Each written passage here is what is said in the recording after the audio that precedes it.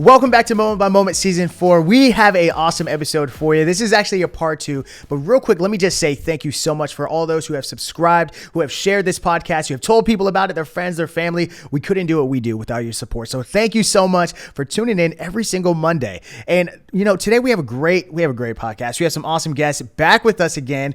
Do you guys just want to introduce yourselves as we discuss singleness part 2?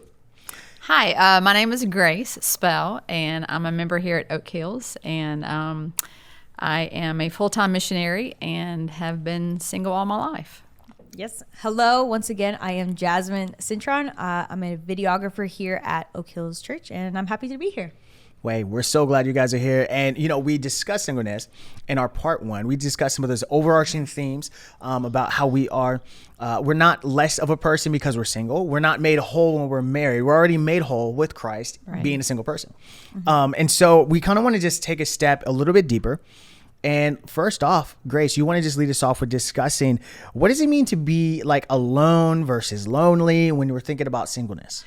Yeah. So, I guess the definition of being alone, first and foremost, is to be solitary. So not to be around any other person. And when you're single, you find yourself in that situation. But being alone and being lonely, I think, are two very different things.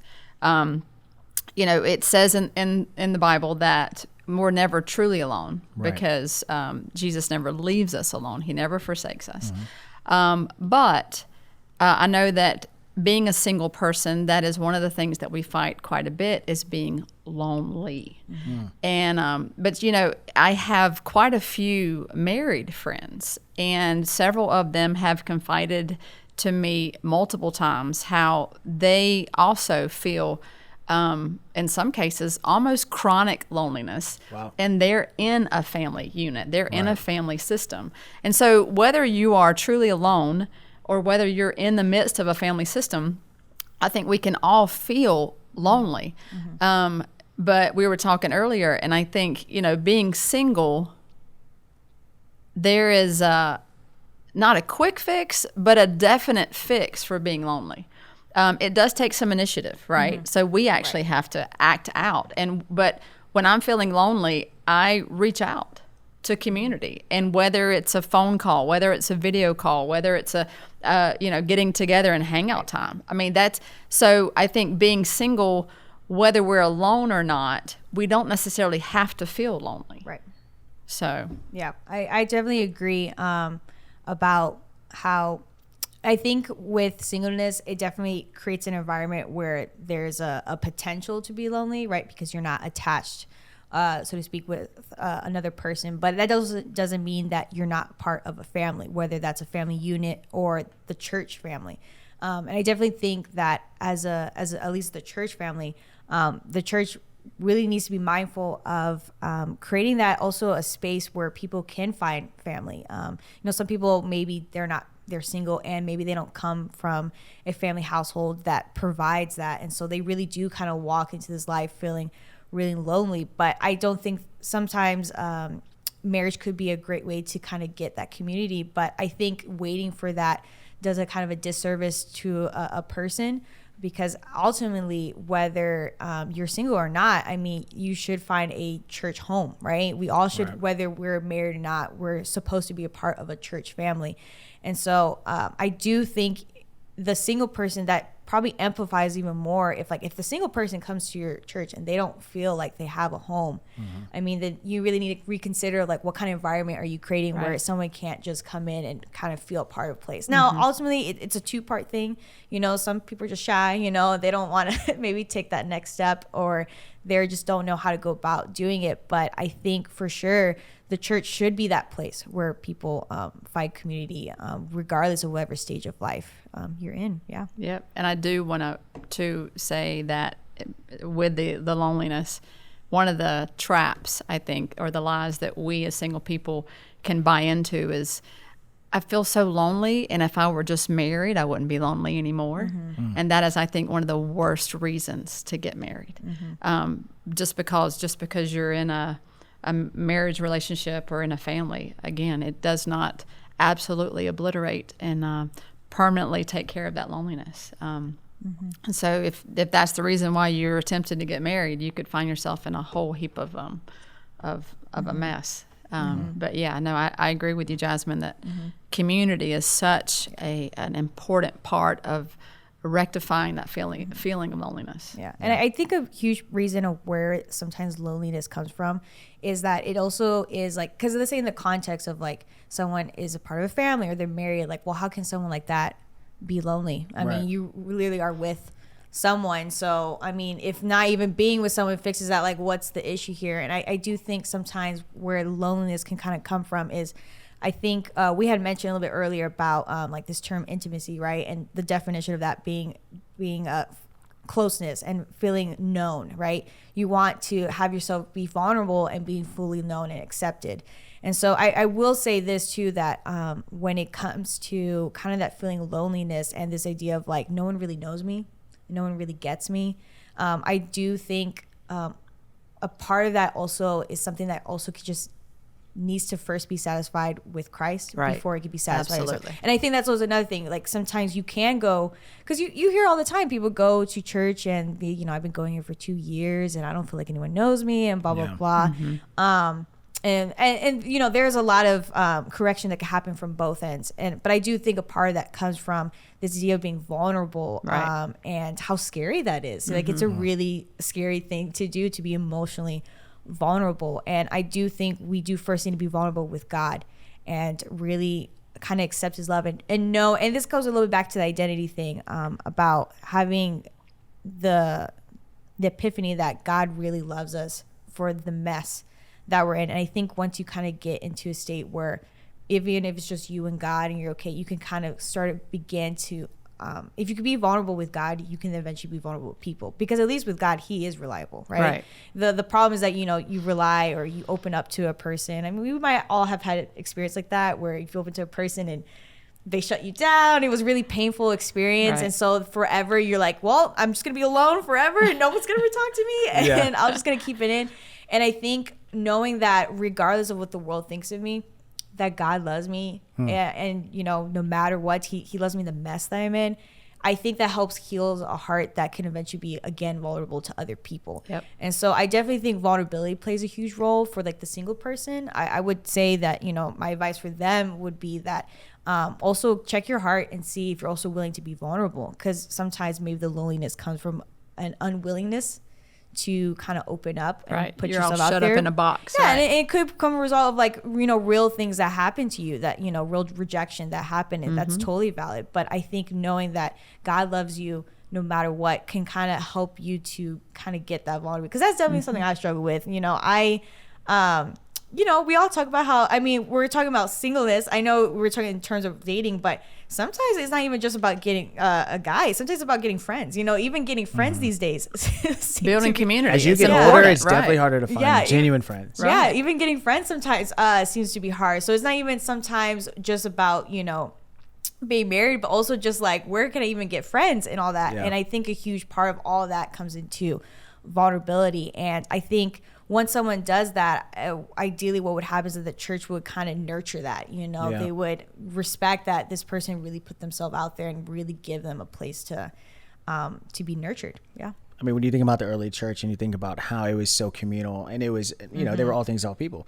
If you needed something, I got you. And now it does feel like there's some disparity between that community side for somebody who's new coming in and versus somebody who's been going to that church their whole life, right? Because now it's, well, I know everybody. And then when you're new, it's like, well, you have to be open. You have to consciously be open to new believers. And another thought is this: how much do you guys think it's personality driven? You kind of hinted at it, Jasmine. If you're an introvert and you're having these conversations with people, how hard is it? Do they have to overcome more because their makeup, their DNA makeup is just not going to be one to be like, hey, let me share my flaws. I've heard it once, like when you're single and you're looking for someone, it's matching your messy with someone else's messy. I mean, that's the reality. Also true, God is always going to accept your messy. All right. So that's just for free. But how much do you think it plays a part, different personality types and DNA makeups? I think introverts do have to overcome more. But honestly, when an introvert connects, I think it's more solid versus an extrovert. They just kind of put all their stuff out there all the time. And I'm kind of a mixture of the two, but I think, I think for an introvert, they may hold back and watch and look and wait for that sign or signal that, okay, this might be a person that I can connect with. This might be a person that I can be vulnerable with and trust to a certain extent, because I mean, we're all broken. We're all going to disappoint each other, at some point. But I think an introvert does have to initially overcome more of that tendency to kind of hold back and stay safe and that kind of thing, because they're not as inclined to it. Whereas an extrovert, they kind of wear everything on their sleeve and those kind of things. And they may make friends initially faster, Right. but the question is, how deep do those friendships go? So I think there's, but you're right. I think as far as the early church goes, very, very connected. Right. And I just, in being a missionary and traveling around the world, the U.S., our society is very independent. And so we're not as connected relationally as I find in some, say, other cultures. Right. And so you also see that too, and how that affects a single person in our culture. Yeah, and I think even to your point, Jasmine, when you're talking about a young adult, that's the picture I had of somebody young coming to a church. We think about having student groups and young adult groups, but sometimes I think it's more of just we need to be providing this just because that's what you're supposed to do, versus there's actually a communal aspect that is vital. The young adult males are the missing. I mean, they're just missing from churches. It's been that way probably for like 50 years, right? I don't have stats on me, but that's the reality. That feels right. Yeah, pretty much. Yeah. Males more than females. Now, it's the missing generation on both genders, but males specifically. So I think that's another onus on churches to be mindful of. That young adult group is that's what's going to draw people in. So preaching on Sunday morning is good, but I was just reading this book and it was talking about, it's called Preaching by Tim Keller. He was basically discussing there's 3 levels of preaching.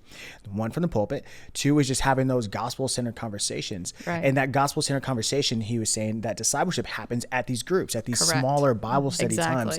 It's not going to be on a Sunday morning when you're not connected to the people beside you. You're not having conversations with them. That's not doing life together. You're not praying with them. The small groups are doing life together. And then you go out for food after. Those connections are how you build up, even for an introvert, is how you build up those genuine relationships.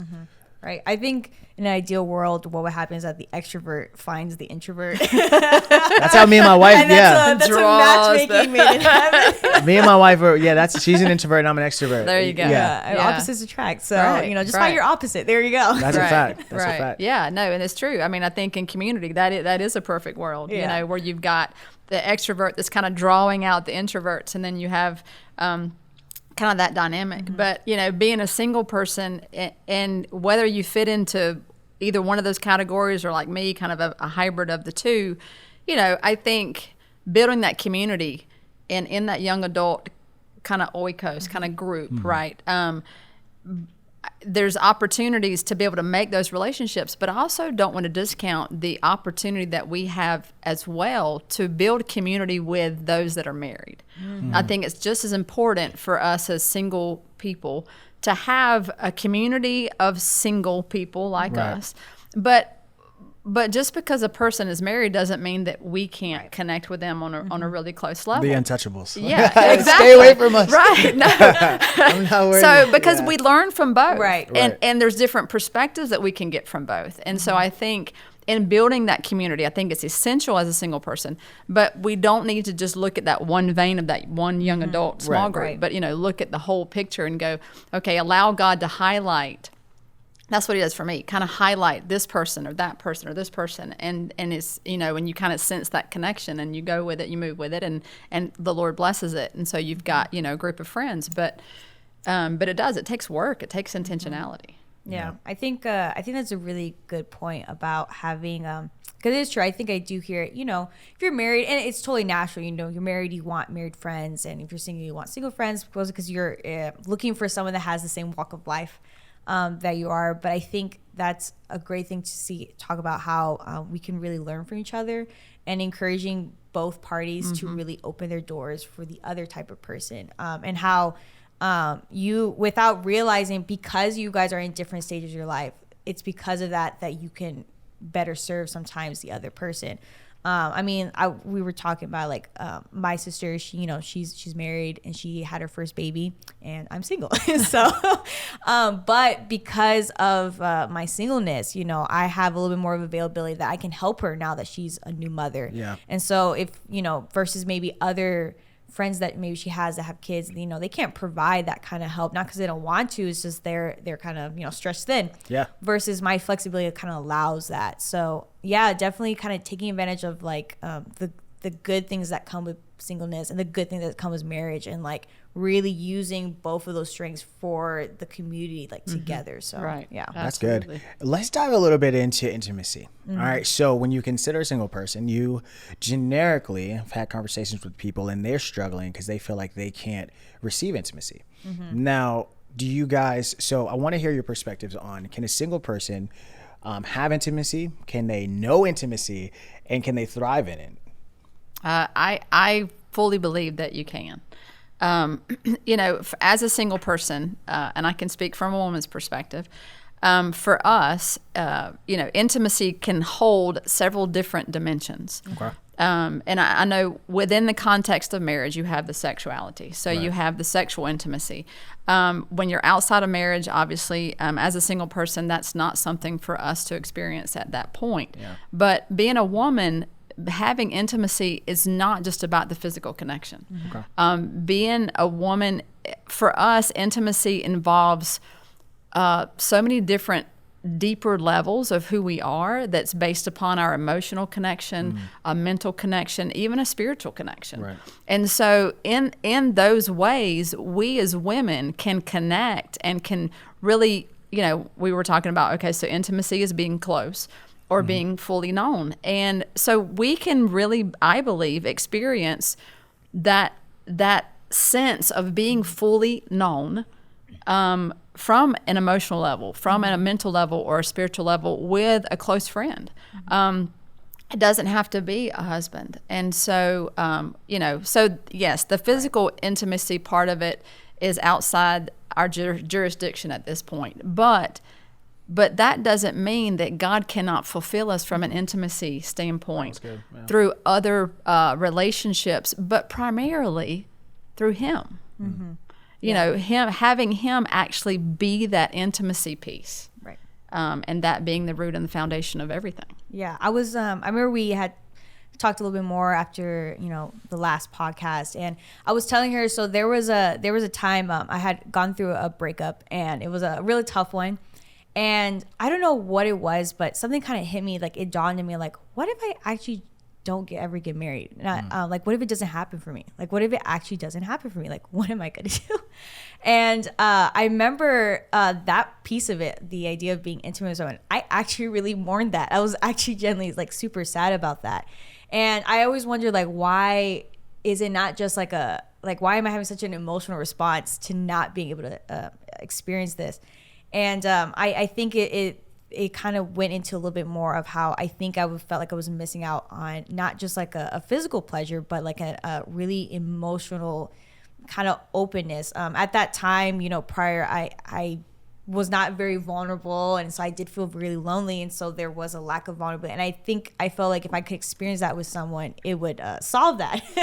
And during that time, what I decided to do, I remember I would actually listen to other podcasts that were actually marriage podcasts. So there were actually 4 married couples and who were maybe going through maybe struggles. It was for, the good, the bad, and the ugly kind of all things of that realm. Right. And I remember one of the things they would constantly hone down like over and over is that how the bond between the man and the woman is a reflection of this idea of being fully known and fully vulnerable and fully accepted is a reflection of God's love and our relationship with Christ. And so even though what kind of daunts me is like, even though maybe I won't experience that physical bond, it's ultimately a reflection and it points to Christ. Right. Yeah. And in that sense, that experience of being fully known by God, being fully known by Christ, and having and then just receive, and like that openness and that acceptance, that vulnerability, that I can experience that as a single person. And ultimately, even though my sexuality would potentially not be expressed through maybe in marriage, maybe like, you know, within marriage, that brings glory to God. But I think having a sexuality that is also reserved, you know, and it's not, you use it as a way to have sort of self-control, I think that in itself is also glorifying God. And in that sense, if, you know, that doesn't waste, you don't go through, I feel like you wasted or you wasted your sexuality, because it is being used for the glory of God, whether it's through marriage or it's with not participating From in that. abstaining, right. From abstaining. So, and that I remember bringing me a lot of peace, and realizing that there was actually a lot more of an emotional thing that I felt like I was missing out, not just the physical. So I think that emotional part, when I really dawned, like that's what I'm looking for, like what I'm actually looking for is to be fully known by someone. I realized there was a lot of different ways to go about receiving that, but ultimately the main way was to be open and vulnerable with God. And once I kind of started doing that, like that really brought a fullness that I didn't really think I was feeling prior to that. Right. Without having to stress it about like, I need to make this connection or I'll be alone or I'll be lonely forever. So, you know, it's interesting that you mentioned that you surrendered that to God, because I think for single people, that might be a very difficult task for them to do, for just being honest here. Yeah, absolutely. And so I think there's something to be said about the fact that when you surrender that, that's when you feel that closeness to God. Like you said, you can be known by Christ in a more intimate way because he's God. Right. And so, you know, the New Testament even talks about how, you know, if you're married, you know, you're going to be thinking about the things of your, you know, your family, because that is your first ministry now. But the single people, they can focus on the things of God. And so I love your perspective. Don't see it as you're wasting your sexuality, but see that as you're honoring God in this way. Right. And he's going to fulfill you even more. He's God. He knitted you in the womb before you were ever created. So it's not like you're going to be missing something, even though it feels like that on the outset. And that is the battle. I think that's the lie of the devil. Right. Yeah. Exactly. It's multiple things that, I mean, this sexuality isn't the only thing that the devil's going to try to throw at single people as if the only thing they're missing. Does that make sense? Right. And so I think this is just one thing to have a correct perspective onto your point, Jasmine, of when you surrender to God, he's going to fulfill you, I think, even more. And I don't deny that, you know, that could be an ongoing No, it is. struggle. No, you've solved it. It is an ongoing thing. Yeah, because I would even say, you know, now like that will forever probably be, because that is a natural thing, that a feeling that God, and there should be no shame, you know, for that natural feeling that we have. But it's what I do with that is what's going to bring glory to God. And it will be tough, you know, but ultimately I think you can still live a life, whether even if you don't get married, where you can leave it knowing that you're loved and valued, and ultimately 100%. Being satisfied in an emotional sense. Yeah, absolutely. I think, and I completely 100% agree with both of you. I think that you know, we are sexual beings, and we were created as such for God's purposes. So whether we demonstrate or exemplify that in the confines of marriage, or whether we exemplify and honor God through our abstaining, either way, we're bringing glory to God. And I think that to your point, Jasmine, when we allow ourselves to be vulnerable and to really, really allow God to know every part of who we are, to the point where our intimacy with God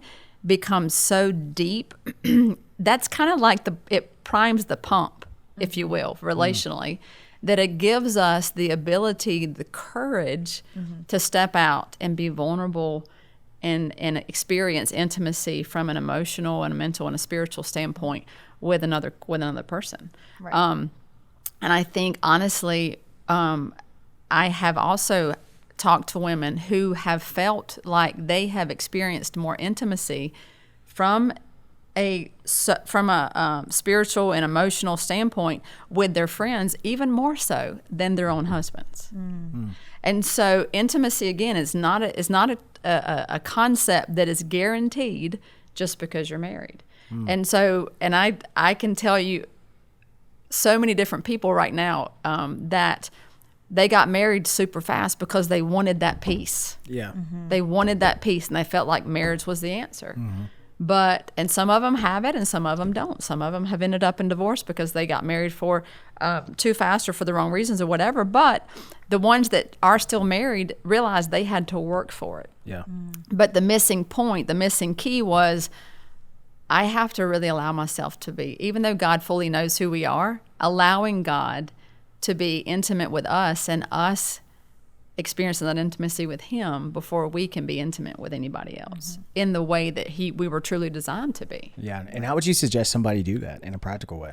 From a practical standpoint, honestly, I can just speak from my own experience. So I really connect with God through worship.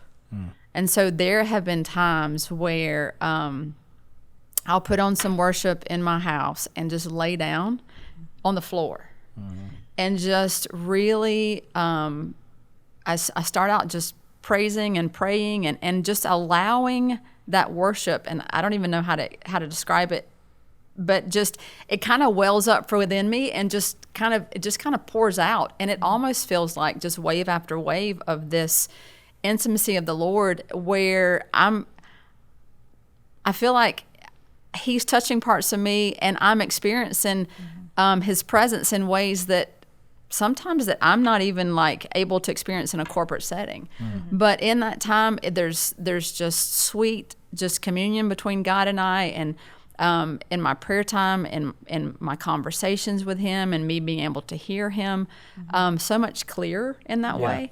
And so I think in those kind of situations, I myself am completely invigorated and just, I don't know, just made whole, really. Right. Yeah, and it's interesting because I think we have to separate what the world puts as intimate. Right. So the definition of intimate, what you're describing is something different than what I think the world would describe it as. And so when you're saying it, you're talking about a closeness to God, not a sexual anything in that not realm. at all. And I think that it's been confused. And so that's why it's hard for single people to feel like they can be intimate with God or have intimacy in other relationships outside of sex. Right. And so I think once we understand and have a right understanding of intimacy, now it's okay, I can be satisfied in an intimate way. I can have that closeness, be known to God and in that way. And I think that's I mean, there's a lot of positives to being single. And I kind of wanted to lean into some of those.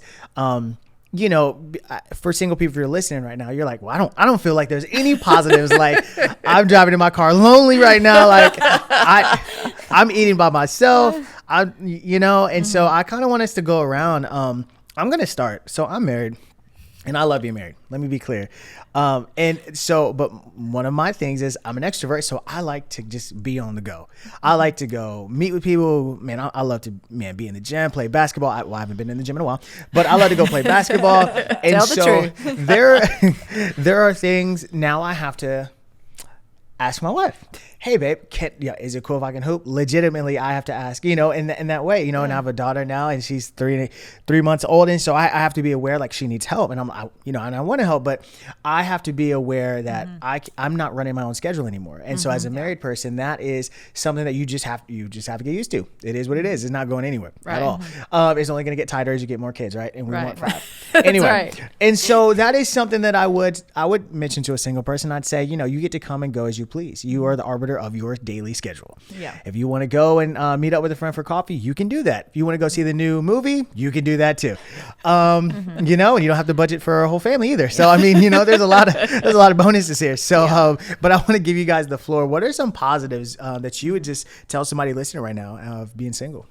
I'll say this. So when it comes to singleness, a phrase I hear a lot, and it's not necessarily a bad thing, but they often refer to singleness as just being like a season, right? Like it's just a season. So a season of waiting. And and so you're just like, you just gotta wait around, and then just eventually wait around. Just sit here then. I was like, I don't know, just sit there or something. I don't know, but usually the term like a season of waiting, right? That's used often, and I get what they're trying to say, but at the same time, I think when it comes to singleness, is that to really take advantage of what you can do and not use it as a season of just waiting.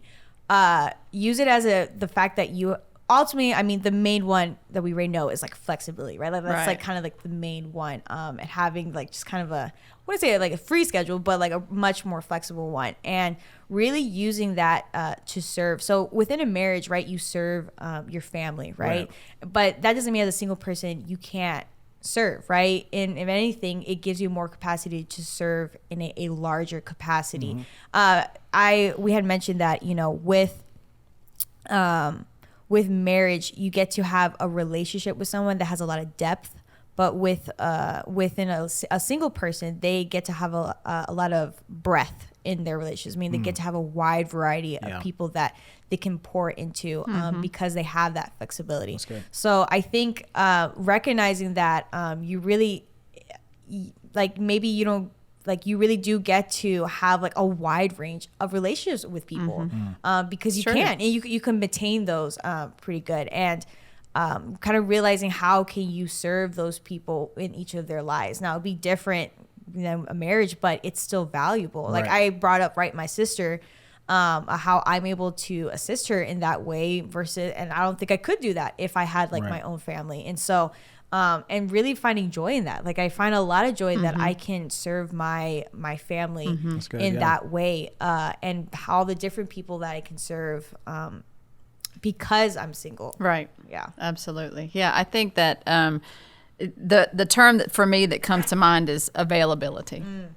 Because as a single person, I am so much more available to be used by God for the sake of others, available to go and do, available to stay longer, so that availability is a huge plus in being single. Right. You know, people, both friends and family, tell me that, you know, if I were married, I would not be able to run the missions organization that I run and leading short-term mission trips as much as I do. And I might argue with them a little bit, but I mean, obviously it would look different, right, if I were married, and that's fine. But my availability to go and, you know, to lead 10 to 12 teams a year is different. Because I am single, I am more available. I don't have the responsibility that a married person has. This is to me a bonus. And you touched on it, JD, the budgetary aspect, the monetary aspect. You know, I'm only having to provide for one person and not for 2, 3, 4, 5 people. Right. And so life is considerably simpler. Reasonably simpler as a single person. And so there's definite perks, but, you know, the time factor, the availability factor, the responsibility factor, the monetary factor, like all those are definite, and I think really big perks. You know, for those of us that feel like we want to be married, are we willing to lay all that aside to be married? Absolutely. But that doesn't, and just like you said, Jasmine, it is a season of waiting, but that doesn't mean that you sit there and twiddle your thumbs until the guy comes along. It's okay, God, in this time of my life, how do you want to use me in this state?